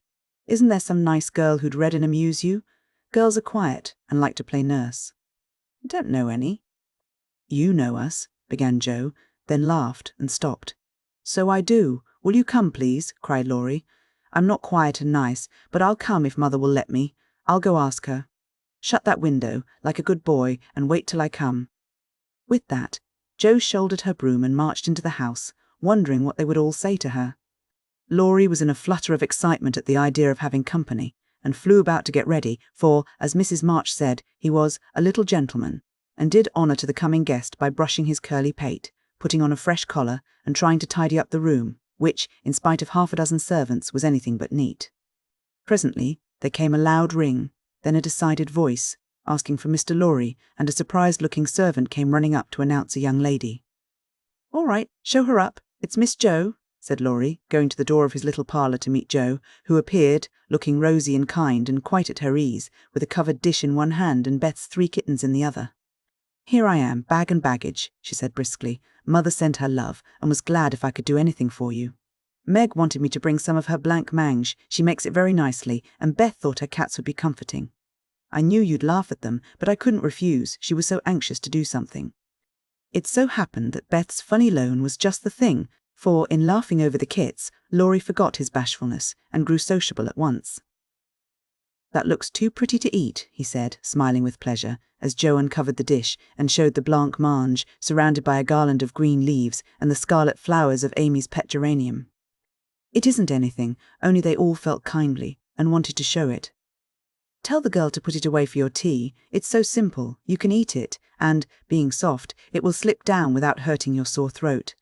What a cosy room this is. It might be if it was kept nice, but the maids are lazy, and I don't know how to make them mind. It worries me, though. I'll write it up in 2 minutes, for it only needs to have the hearth brushed, so, and the things made straight on the mantelpiece, so, and the books put here, and the bottles there, and your sofa turned from the light, and the pillows plumped up a bit. Now, then, you're fixed." And so he was, for, as she laughed and talked, Jo had whisked things into place and given quite a different air to the room. Laurie watched her in respectful silence, and when she beckoned him to his sofa, he sat down with a sigh of satisfaction, saying gratefully, "How kind you are. Yes, that's what it wanted. Now please take the big chair and let me do something to amuse my company." "No, I came to amuse you. Shall I read aloud?" And Jo looked affectionately towards some inviting books nearby. "Thank you. I've read all those, and if you don't mind, I'd rather talk," answered Laurie. "Not a bit. I'll talk all day if you'll only set me going. Beth says I never know when to stop." "Is Beth the rosy one who stays at home a good deal and sometimes goes out with a little basket?" asked Laurie with interest. "Yes, that's Beth. She's my girl, and a regular good one she is too. The pretty one is Meg, and the curly-haired one is Amy, I believe. How did you find that out?" Laurie coloured up, but answered frankly, "Why, you see, I often hear you calling to one another, and when I'm alone up here, I can't help looking over at your house. You always seem to be having such good times. I beg your pardon for being so rude, but sometimes you forget to put down the curtain at the window where the flowers are, and when the lamps are lighted, it's like looking at a picture to see the fire, and you all round the table with your mother. Her face is right opposite, and it looks so sweet behind the flowers, I can't help watching it. I haven't got any mother, you know," and Laurie poked the fire to hide a little twitching of the lips that he could not control. The solitary, hungry look in his eyes went straight to Jo's warm heart. She had been so simply taught that there was no nonsense in her head, and at 15 she was as innocent and frank as any child. Laurie was sick and lonely, and, feeling how rich she was in home, love and happiness, she gladly tried to share it with him. Her face was very friendly, and her sharp voice unusually gentle as she said, "We'll never draw that curtain any more, and I give you leave to look as much as you like. I just wish, though, instead of peeping, you'd come over and see us.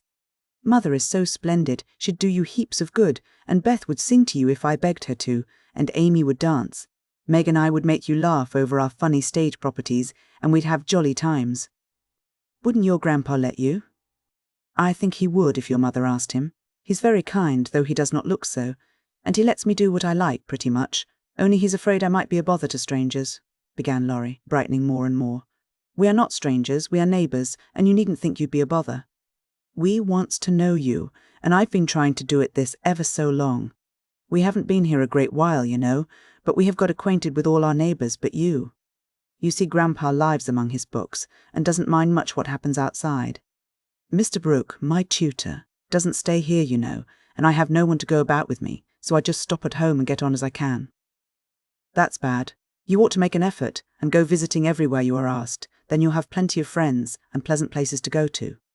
Never mind being bashful, it won't last long if you keep going." Laurie turned red again, but wasn't offended at being accused of bashfulness, for there was so much goodwill in Jo, it was impossible not to take her blunt speeches as kindly as they were meant. "Do you like your school?" asked the boy, changing the subject after a little pause, during which he stared at the fire, and Jo looked about her, well pleased. Don't go to school. I'm a businessman, girl, I mean. I go to wait on my great-aunt, and a dear, cross old soul she is, too, answered Jo. Laurie opened his mouth to ask another question, but remembering just in time that it wasn't manners to make too many inquiries into people's affairs, he shut it again and looked uncomfortable. Jo liked his good breeding and didn't mind having a laugh at Aunt March, so she gave him a lively description of the fidgety old lady, her fat poodle, the parrot that talked Spanish, and the library where she revelled. Laurie enjoyed that immensely, and when she told about the prim old gentleman who came once to woo Aunt March, and, in the middle of a fine speech, how Pole had tweaked his wig off to his great dismay, the boy lay back and laughed till the tears ran down his cheeks, and a maid popped her head in to see what was the matter. Oh, that does me no end of good. Tell on, please, he said, taking his face out of the sofa cushion, red and shining with merriment. Much elated with her success, Jo did tell on, all about their plays and plans, their hopes and fears for father, and the most interesting events of the little world in which the sisters lived. Then they got to talking about books, and to Jo's delight, she found that Laurie loved them as well as she did, and had read even more than herself. If you like them so much, come down and see ours. Grandpa is out, so you needn't be afraid, said Laurie, getting up. I'm not afraid of anything, returned Jo, with a toss of the head. I don't believe you are, exclaimed the boy, looking at her with much admiration, though he privately thought she would have good reason to be a trifle afraid of the old gentleman if she met him in some of his moods. The atmosphere of the whole house being summer-like, Laurie led the way from room to room, letting Jo stop to examine whatever struck her fancy, and so at last they came to the library, where she clapped her hands and pranced, as she always did when especially delighted. It was lined with books, and there were pictures and statues, and distracting little cabinets full of coins and curiosities, and sleepy hollow chairs, and queer tables, and bronzes, and, best of all, a great open fireplace, with quaint tiles all round it. What richness, sighed Jo, sinking into the depth of a velvet chair and gazing about her with an air of intense satisfaction. Theodore Lawrence, you ought to be the happiest boy in the world, she added impressively. A fellow can't live on books, said Laurie, shaking his head as he perched on a table opposite. Before he could say more, a bell rung and Jo flew up, exclaiming with alarm, Mercy me, it's your grandpa. Well, what if it is? You are not afraid of anything, you know, returned the boy, looking wicked. I think I am a little bit afraid of him, but I don't know why I should be. Marmee said I might come, and I don't think you're any the worse for it, said Jo, composing herself, though she kept her eyes on the door. I'm a great deal better for it, and ever so much obliged. I'm only afraid you are very tired talking to me. It was so pleasant. I couldn't bear to stop, said Laurie gratefully. The doctor to see you, sir, and the maid beckoned as she spoke. Would you mind if I left you for a minute? I suppose I must see him, said Laurie. Don't mind me. I'm as happy as a cricket here, answered Jo. Laurie went away, and his guest amused herself in her own way. She was standing before a fine portrait of the old gentleman, when the door opened again, and, without turning, she said decidedly, I'm sure now that I shouldn't be afraid of him, for he's got kind eyes, though his mouth is grim, and he looks as if he had a tremendous will of his own. He isn't as handsome as my grandfather, but I like him. Thank you, ma'am, said a gruff voice behind her, and there, to her great dismay, stood old Mr. Lawrence. Poor Jo blushed till she couldn't blush any redder, and her heart began to beat uncomfortably fast as she thought what she had said. For a minute, a wild desire to run away possessed her, but that was cowardly, and the girls would laugh at her, so she resolved to stay and get out of the scrape as she could.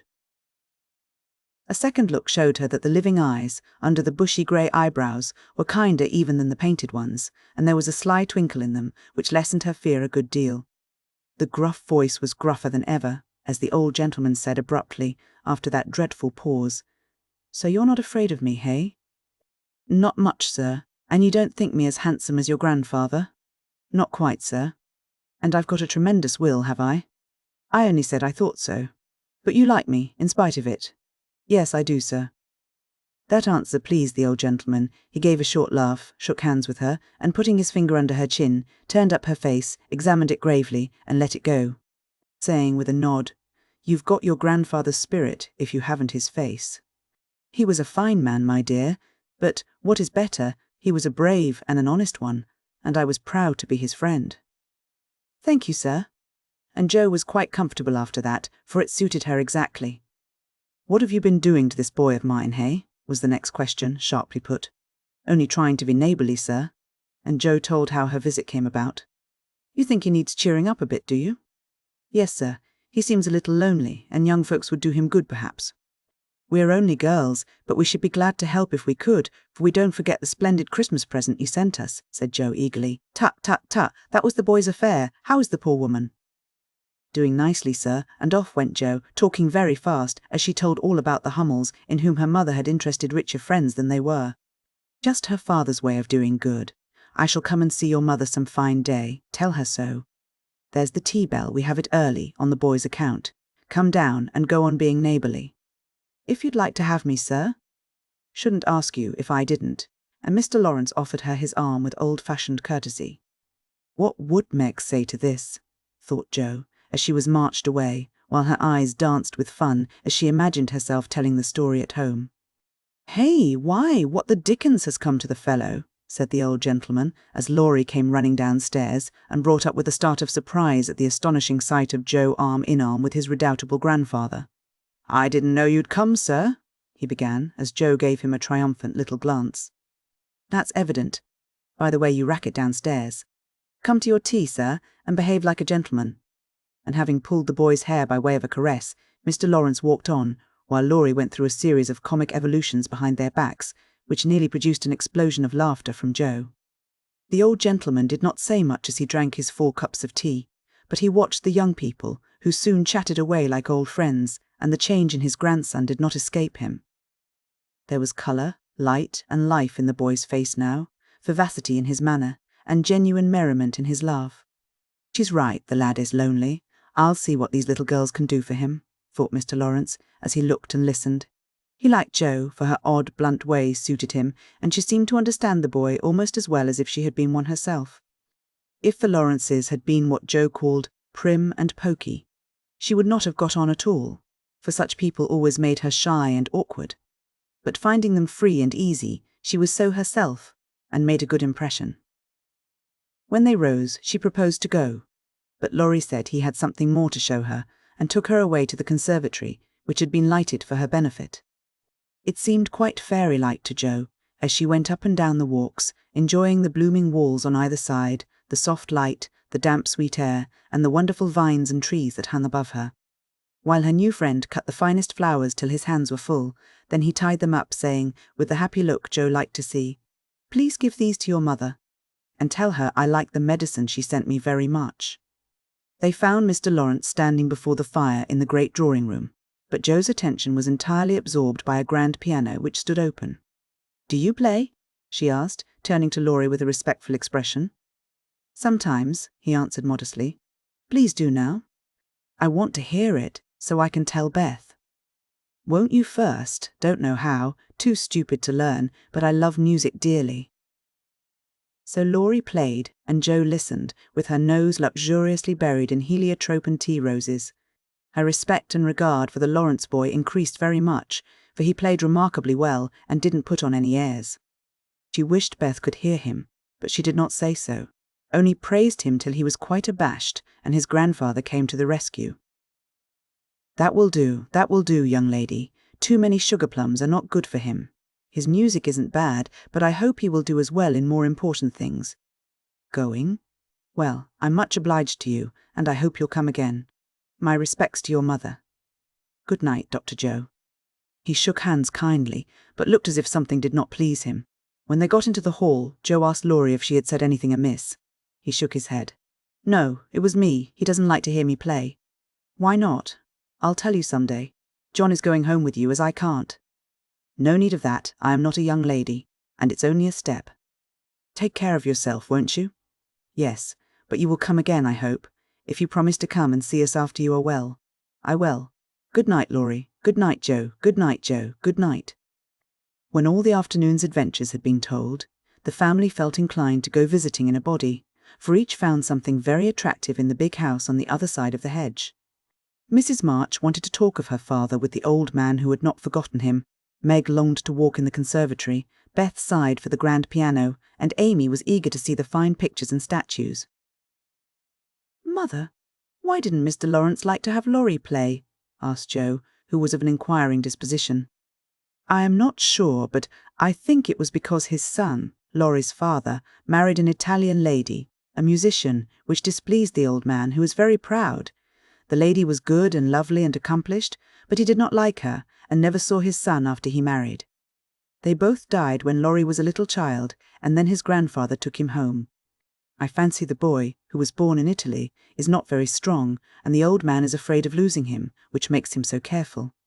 Laurie comes naturally by his love of music, for he is like his mother, and I dare say his grandfather fears that he may want to be a musician. At any rate, his skill reminds him of the woman he did not like, and so he glowered, as Jo said." "Dear me, how romantic!" exclaimed Meg. "How silly," said Jo. "Let him be a musician if he wants to, and not plague his life out sending him to college when he hates to go." "That's why he has such handsome black eyes and pretty manners, I suppose. Italians are always nice," said Meg, who was a little sentimental. "What do you know about his eyes and his manners? You never spoke to him, hardly," cried Jo, who was not sentimental. "I saw him at the party, and what you tell shows that he knows how to behave. That was a nice little speech about the medicine Mother sent him." "He meant the blanc mange, I suppose." "How stupid you are, child." "He meant you, of course." "Did he?" And Jo opened her eyes as if it had never occurred to her before. "I never saw such a girl. You don't know a compliment when you get it," said Meg, with the air of a young lady who knew all about the matter. "I think they are great nonsense, and I'll thank you not to be silly, and spoil my fun. Laurie's a nice boy, and I like him, and I won't have any sentimental stuff about compliments and such rubbish.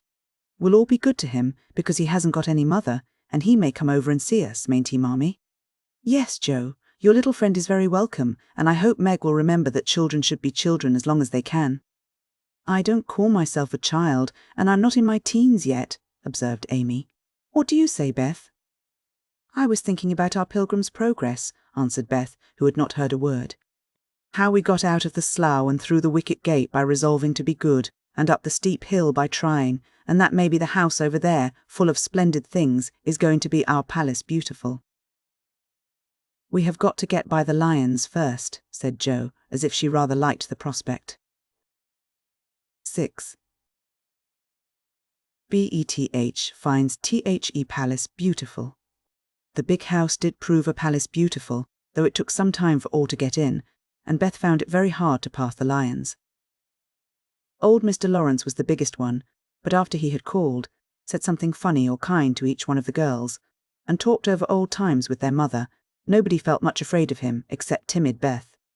The other lion was the fact that they were poor and Laurie rich, for this made them shy of accepting favours which they could not return. But after a while, they found that he considered them the benefactors, and could not do enough to show how grateful he was for Mrs. March's motherly welcome, their cheerful society, and the comfort he took in that humble home of theirs. So they soon forgot their pride, and interchanged kindnesses without stopping to think which was the greater. All sorts of pleasant things happened about that time, for the new friendship flourished like grass in spring. Every one liked Laurie, and he privately informed his tutor that the Marches were regularly splendid girls. With the delightful enthusiasm of youth, they took the solitary boy into their midst and made much of him, and he found something very charming in the innocent companionship of these simple-hearted girls. Never having known mother or sisters, he was quick to feel the influences they brought about him, and their busy, lively ways made him ashamed of the indolent life he led. He was tired of books, and found people so interesting now that Mr. Brooke was obliged to make very unsatisfactory reports, for Laurie was always playing truant and running over to the Marches. "Never mind, let him take a holiday and make it up afterwards," said the old gentleman. "The good lady next door says he is studying too hard and needs young society, amusement and exercise. I suspect she is right, and that I've been coddling the fellow as if I'd been his grandmother. Let him do what he likes as long as he is happy. He can't get into mischief in that little nunnery over there, and Mrs. March is doing more for him than we can." What good times they had, to be sure. Such plays and tableaux, such sleigh rides and skating frolics, such pleasant evenings in the old parlour, and now and then such gay little parties at the great house. Meg could walk in the conservatory whenever she liked, and revel in bouquets. Jo browsed over the new library voraciously and convulsed the old gentleman with her criticisms. Amy copied pictures and enjoyed beauty to her heart's content, and Laurie played Lord of the Manor in the most delightful style. But Beth, though yearning for the grand piano, could not pluck up courage to go to the mansion of bliss, as Meg called it. She went once with Joe, but the old gentleman, not being aware of her infirmity, stared at her so hard from under his heavy eyebrows and said, "Hey," so loud that he frightened her so much her feet chattered on the floor, she told her mother, and she ran away, declaring she would never go there any more, not even for the dear piano. No persuasions or enticements could overcome her fear, till, the fact coming to Mr. Lawrence's ear in some mysterious way, he set about mending matters. During one of the brief calls he made, he artfully led the conversation to music, and talked away about great singers whom he had seen, fine organs he had heard, and told such charming anecdotes that Beth found it impossible to stay in her distant corner, but crept nearer and nearer, as if fascinated. At the back of his chair she stopped, and stood listening, with her great eyes wide open, and her cheeks red with the excitement of this unusual performance. Taking no more notice of her than if she had been a fly, Mr. Lawrence talked on about Laurie's lessons and teachers, and presently, as if the idea had just occurred to him, he said to Mrs. March, "The boy neglects his music now, and I'm glad of it, for he was getting too fond of it. But the piano suffers for want of use. Wouldn't some of your girls like to run over and practice on it now and then, just to keep it in tune, you know, Mum?" Beth took a step forward and pressed her hands tightly together to keep from clapping them, for this was an irresistible temptation, and the thought of practicing on that splendid instrument quite took her breath away. Before Mrs. March could reply, Mr. Lawrence went on with an odd little nod and smile. "They needn't see or speak to anyone, but run in at any time, for I'm shut up in my study at the other end of the house. Laurie is out a great deal, and the servants are never near the drawing-room after 9 o'clock. Here he rose, as if going, and Beth made up her mind to speak, for that last arrangement left nothing to be desired. "Please tell the young ladies what I say, and if they don't care to come, why, never mind." Here a little hand slipped into his, and Beth looked up at him with a face full of gratitude, as she said in her earnest yet timid way, "Oh, sir, they do care, very, very much." "Are you the musical girl?" he asked, without any startling, "Hey!" as he looked down at her very kindly. "I'm Beth. I love it dearly, and I'll come if you are quite sure nobody will hear me and be disturbed," she added, fearing to be rude, and trembling at her own boldness as she spoke. "Not a soul, my dear. The house is empty half the day, so come and drum away as much as you like, and I shall be obliged to you." "How kind you are, sir." Beth blushed like a rose under the friendly look he wore, but she was not frightened now, and gave the big hand a grateful squeeze, because she had no words to thank him for the precious gift he had given her. The old gentleman softly stroked the hair off her forehead, and stooping down, he kissed her, saying, in a tone few people ever heard, "I had a little girl once with eyes like these. God bless you, my dear. Good day, madam." And away he went in a great hurry. Beth had a rapture with her mother, and then rushed up to impart the glorious news to her family of invalids, as the girls were not at home. How blithely she sung that evening, and how they all laughed at her, because she woke Amy in the night by playing the piano on her face in her sleep. Next day, having seen both the old and young gentleman out of the house, Beth, after 2 or 3 retreats, fairly got in at the side door, and made her way, as noiselessly as any mouse, to the drawing-room, where her idol stood. Quite by accident, of course. Some pretty, easy music lay on the piano, and, with trembling fingers, and frequent stops to listen and look about, Beth at last touched the great instrument, and straightway forgot her fear, herself, and everything else but the unspeakable delight which the music gave her, for it was like the voice of a beloved friend. She stayed till Hannah came to take her home to dinner, but she had no appetite, and could only sit and smile upon everyone in a general state of beatitude. After that, the little brown hood slipped through the hedge nearly every day, and the great drawing-room was haunted by a tuneful spirit that came and went unseen. She never knew that Mr. Lawrence often opened his study door to hear the old-fashioned airs he liked. She never saw Laurie mount guard in the hall to warn the servants away. She never suspected that the exercise, books and new songs which she found in the rack were put there for her especial benefit, and when he talked to her about music at home, she only thought how kind he was to tell things that helped her so much. So she enjoyed herself heartily, and found, what isn't always the case, that her granted wish was all she had hoped. Perhaps it was because she was so grateful for this blessing that a greater was given her. At any rate, she deserved both. "Mother, I'm going to work Mr. Lawrence a pair of slippers. He is so kind to me, I must thank him, and I don't know any other way." "Can I do it?" asked Beth, a few weeks after that eventful call of his. Yes, dear. It will please him very much, and be a nice way of thanking him. The girls will help you about them, and I will pay for the making up, replied Mrs. March, who took peculiar pleasure in granting Beth's requests, because she so seldom asked anything for herself. After many serious discussions with Meg and Joe, the pattern was chosen, the materials bought, and the slippers begun. A cluster of grave yet cheerful pansies, on a deeper purple ground, was pronounced very appropriate and pretty, and Beth worked away early and late, with occasional lifts over hard parts. She was a nimble little needlewoman, and they were finished before anyone got tired of them.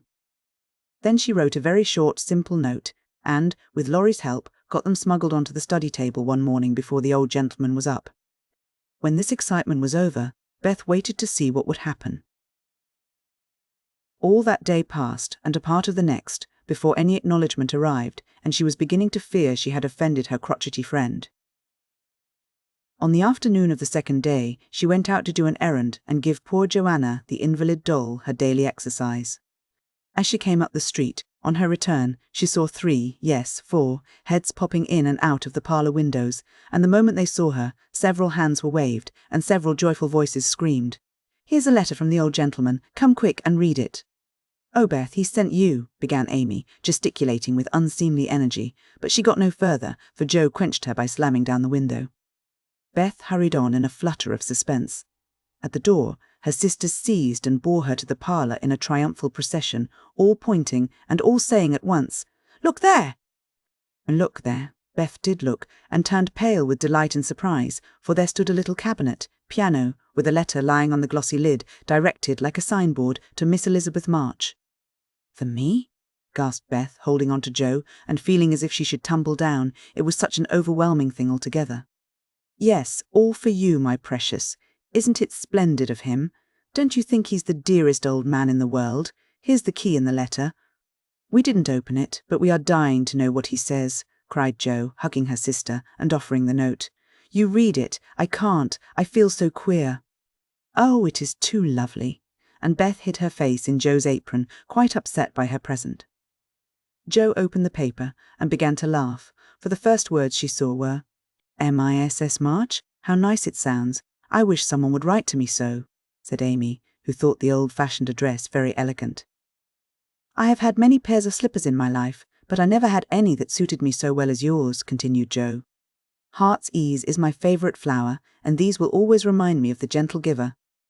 I like to pay my debts, so I know you will allow the old gentleman to send you something which once belonged to the little granddaughter he lost. With hearty thanks and best wishes, I remain, your grateful friend and humble servant, James Lawrence." "There, Beth, that's an honour to be proud of, I'm sure. Laurie told me how fond Mr. Lawrence used to be of the child who died, and how he kept all her little things carefully. Just think, he's given you her piano." "That comes of having big blue eyes and loving music," said Joe, trying to soothe Beth, who trembled and looked more excited than she'd ever been before. "See the cunning brackets to hold candles, and the nice green silk puckered up with a gold rose in the middle, and the pretty rack and stool, all complete," added Meg, opening the instrument and displaying its beauties. "Your humble servant, James Lawrence, only think of his writing that to you. I'll tell the girls." "They'll think it's splendid," said Amy, much impressed by the note. "Try it, honey. Let's hear the sound of the baby piano," said Hannah, who always took a share in the family joys and sorrows. So Beth tried it, and everyone pronounced it the most remarkable piano ever heard. It had evidently been newly tuned and put in apple pie order, but, perfect as it was, I think the real charm of it lay in the happiest of all happy faces which leaned over it, as Beth lovingly touched the beautiful black and white keys and pressed the bright pedals. "You'll have to go and thank him," said Joe, by way of a joke, for the idea of the child's really going never entered her head. "Yes, I mean to. I guess I'll go now before I get frightened thinking about it." And, to the utter amazement of the assembled family, Beth walked deliberately down the garden, through the hedge, and in at the Lawrences' door. "Well, I wish I may die if it ain't the queerest thing I ever see. The piano has turned her head. She'd never have gone in her right mind," cried Hannah, staring after her, while the girls were rendered quite speechless by the miracle. They would have been still more amazed if they had seen what Beth did afterward. If you will believe me, she went and knocked at the study door before she gave herself time to think, and when a gruff voice called out, "Come in," She did go in, right up to Mr. Lawrence, who looked quite taken aback, and held out her hand, saying with only a small quaver in her voice, "I came to thank you, sir, for—" But she didn't finish, sir, for he looked so friendly that she forgot her speech, and, only remembering that he had lost the little girl he loved, she put both arms round his neck and kissed him. If the roof of the house had suddenly flown off, the old gentleman wouldn't have been more astonished, but he liked it. Oh dear, yes, he liked it amazingly, and was so touched and pleased by that confiding little kiss that all his crustiness vanished, and he just set her on his knee and laid his wrinkled cheek against her rosy one, feeling as if he had got his own little granddaughter back again. Beth ceased to fear him from that moment, and sat there talking to him as cosily as if she had known him all her life. For love casts out fear, and gratitude can conquer pride. When she went home, he walked with her to her own gate, shook hands cordially, and touched his hat as he marched back again, looking very stately and erect, like a handsome, soldierly old gentleman as he was. When the girls saw that performance, Jo began to dance a jig, by way of expressing her satisfaction. Amy nearly fell out of the window in her surprise, and Meg exclaimed, with uplifted hands, "Well, I do believe the world is coming to an end."